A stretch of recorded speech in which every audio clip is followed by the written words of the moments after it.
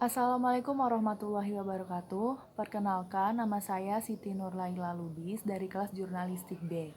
Video ini merupakan tugas dari mata kuliah Manajemen Industri. Nah, kali ini saya akan membahas tentang bagaimana agar pertelevisian di Indonesia itu tetap bisa bertahan dan menarik minat penonton di saat media-media lain itu lebih menarik untuk ditonton. Contohnya seperti YouTube.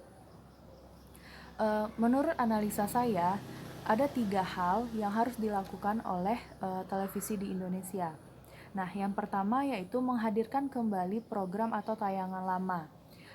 Contohnya, mungkin ada tayangan atau program-program televisi seperti film, sinetron atau series gitu yang udah ditayangin 2 atau 3 tahun belakangan.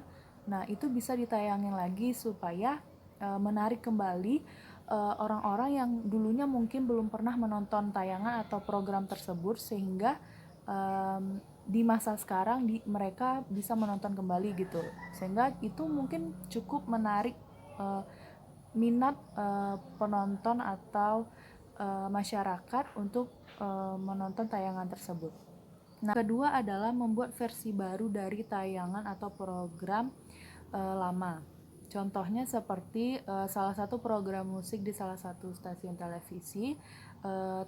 Program tersebut sudah bungkus alias sudah tutup atau tidak dipublikasikan lagi di layar televisi.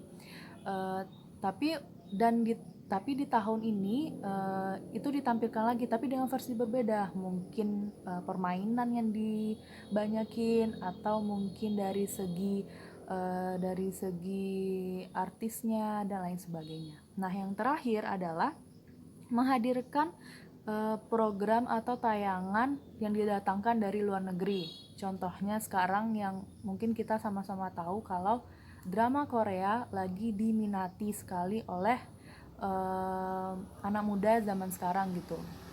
Hampir di beberapa stasiun TV itu banyak menayangkan drakor, dan itu bahkan rating di TV itu bisa naik gitu, karena ya walaupun itu drakornya mungkin drakor yang lama, tapi kan itu bisa menarik minat penonton gitu untuk menonton kembali. Mungkin sebelumnya mereka belum pernah menonton itu. Nah, ketika mereka tahu ada drakor dengan judul ini ditayangkan di televisi, mereka bisa menonton kembali ataupun ada yang menonton ulang gitu dengan tampilan di layar televisi Indonesia. Nah, selanjutnya adalah saya akan memperlihatkan 3 informan yang sudah saya wawancarai. Nah, saya itu menanyakan tentang mana sih yang lebih mereka pilih, menonton televisi atau menonton YouTube gitu.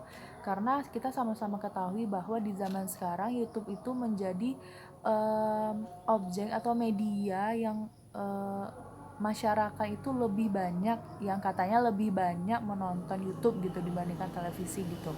Karena kan itu jauh banget perbedaannya. Kalau misal televisi itu kan lebih banyak stay gitu, lebih stay di satu tempat dan kita harus fokus untuk menonton. Tapi kalau misalnya YouTube, kita mau di kantor, kita mau di kampus atau di tempat dan dimanapun kita bisa menonton gitu.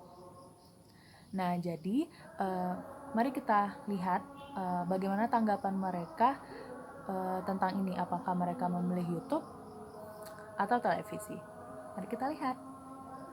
Disuruh pilih YouTube atau TV, aku lebih berat ke YouTube karena YouTube itu bisa dengar musik, bisa nonton, bisa lihat berita juga, terus bisa cari ilmu bisnis. Sedangkan TV itu cuman sinetron, terus berita sekilas, terus juga bisa ada musik, cuman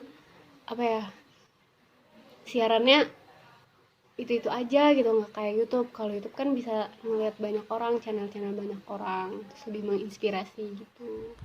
Terkait memilih lebih milih YouTube atau TV, lebih milih YouTube karena varian-varian pilihan yang dapat kita pilih di YouTube jauh lebih banyak dibandingkan kita menonton di televisi. Di YouTube kita bisa milih mau nonton hal-hal yang lucu, berita dan lain sebagainya. Sedangkan di televisi pilihan-pilihan kita jauh lebih terbatas.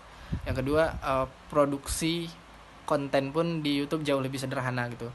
tidak memerlukan modal yang cukup besar, sedangkan produksi di televisi jauh lebih besar, sehingga produksi pengetahuan hanya bisa produksi kontennya hanya bisa dilakukan oleh pemilik modal yang cukup besar.